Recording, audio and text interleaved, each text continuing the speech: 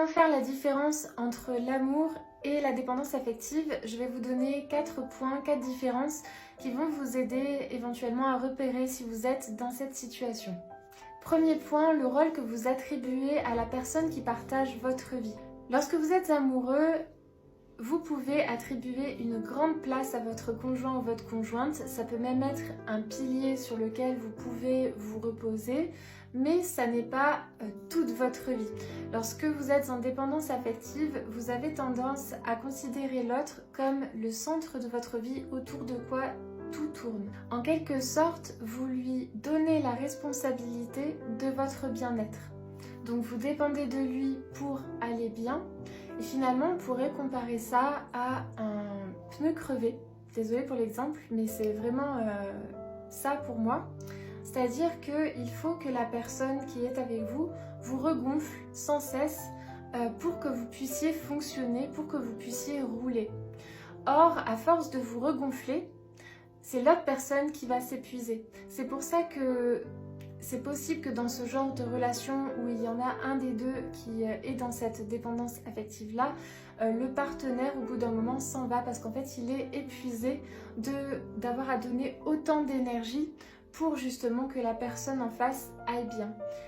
Également parce qu'il peut être aussi fatigué de devoir répondre à des attentes, et ça j'en parlerai juste après. Point numéro 2, ce que vous êtes capable d'accepter ou non. Donc j'explique ça. Si vous êtes amoureux et que vous voyez qu'il y a à un moment donné un pépin dans la relation, par exemple que vous n'avez finalement pas les mêmes valeurs ou que vous ne vous rejoignez pas sur vos projets de vie, enfin voilà, qu'il y a quelque chose qui ne tourne pas rond ou que la relation devient toxique, vous allez potentiellement partir de cette relation. Alors que si vous êtes en dépendance affective, vous allez avoir tendance à rester jusqu'au bout. C'est-à-dire que même si vous vous rendez compte de tout ça, que ça ne va pas, vous allez quand même rester parce que l'idée que la personne puisse partir, l'idée de ne plus être avec est vraiment inconcevable, vous fait beaucoup trop souffrir et vous ne vous sentez pas capable de vous confronter à cette situation-là. Et cette idée, cette souffrance du coup est tellement grande que certaines personnes vont même accepter des maltraitances, de l'irrespect flagrant, des infidélités qui sautent aux yeux à cause de ça. Ensuite, troisième point, comment est-ce que vous réagissez quand votre partenaire n'est pas là physiquement, quand vous n'êtes plus en contact avec ou quand vous ne pouvez pas garder le contact avec lui ou elle, quelle que soit la raison.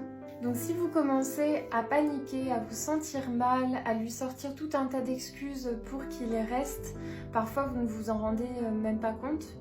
Mais vous pouvez être aussi faire une sorte de manipulation en fait pour qu'il reste près de vous. C'est que voilà, ça relève potentiellement de la dépendance affective. Quelqu'un qui est amoureux va bien sûr avoir envie de passer du temps avec la personne et elle va aussi le soutenir quand elle a à partir un jour ou que ce soit même une semaine en vacances, peu importe, elle va le soutenir et lui souhaiter voilà, un bon voyage, même si elle aurait préféré qu'il soit avec elle, auprès d'elle. Quand on est en dépendance affective, on a vraiment du mal à laisser partir l'autre physiquement ou à ne plus avoir de contact avec. Par exemple, on va s'inquiéter quand il ou elle met du temps à répondre à un texto ou quand il semble un peu froid, distant, parce que on a un manque on ne peut pas contrôler en fait l'autre personne. Et dernier point, la jalousie. Donc quand on souffre de dépendance affective, on a tendance à être jaloux, voire à devenir un petit peu un espion des faits et gestes de son partenaire. La personne qui en souffre en fait s'imagine que à tout instant, on va lui enlever du coup son espèce de dieu en fait. On va lui enlever la personne autour de laquelle toute sa vie tourne. Donc elle est très attentive à tout ce qui peut se passer. La personne va pouvoir demander à l'autre de se comporter de telle ou telle manière pour être rassurée et pour atténuer de manière transitoire du coup la peur qu'elle a. Pour finir, la dépendance affective est intimement liée à l'estime que vous avez de vous-même, à votre confiance en vous. Donc n'hésitez pas à partager des situations que vous avez vécues voilà, au cours de votre vie. Si vous vous êtes reconnu, ça pourra toujours aider quelqu'un qui passe par là. Et je ferai aussi une autre vidéo avec des pistes pour voilà, guérir de cette dépendance affective parce que c'est possible. Donc j'espère que ça vous aura aidé et n'hésitez pas à vous abonner si vous y avez trouvé de la valeur.